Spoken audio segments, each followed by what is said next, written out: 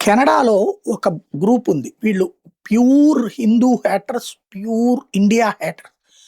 ఇందులో ముస్లిం సామాజిక వర్గం ఉన్నారు, సిక్కు సామాజిక వర్గం ఉన్నారు. ఖలిస్తానీలనమాట. వీళ్ళు పంజాబ్ ఏదైతే పాకిస్తాన్‌లో ఉన్న పంజాబు భారత్‌లో ఉన్న పంజాబ్ కలిసిపోవాలని కోరుకునేవాళ్ళు.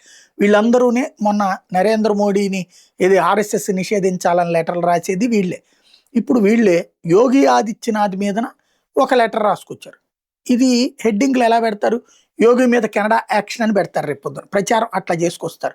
వాస్తవంగా జస్టిస్ ఫర్ ఆల్ కెనడా అనేటటువంటి సంస్థ, Canadian forum for human rights and democracy in India CFHRDI కలిసి గ్లోబల్ అఫైర్స్ కెనడా వాళ్ళకి ఒక లెటర్ రాసుకొచ్చారనమాట. ఇందులో యోగి ఆదిత్యనాథ్ అనేటటువంటి ఆయన చాలా కీలకం. భారతదేశంలో ముస్లింల మీద తీవ్ర వ్యాఖ్యలు చేస్తుంటాడు. ఇండియన్ అఫీషియల్స్ని ఉటంకిస్తూ ఈయన మీదన యోగి ఆదిత్యనాథ్ చర్య తీసుకోవాలి. ముస్లింలకు సంబంధించినటువంటి కొంతమంది అధికారుల మీద కూడా ఆయన వ్యతిరేకంగా ప్రవర్తిస్తున్నాడని, హిందూ అధికారుల మీద కూడా వ్యతిరేకంగా ప్రవర్తించాడు. తప్పు చేసే వాళ్ళ మీద తప్పు చేశారని ప్రవర్తిస్తారు. బట్ యోగి ఆదిత్యనాథ్ మీదన ఆంక్షలు పెట్టాలి అంటూ లెటరు రేపు మాపు ఐక్యరాజ్య సమితికి, అమెరికాకు కూడా రాస్తారు వీళ్ళు.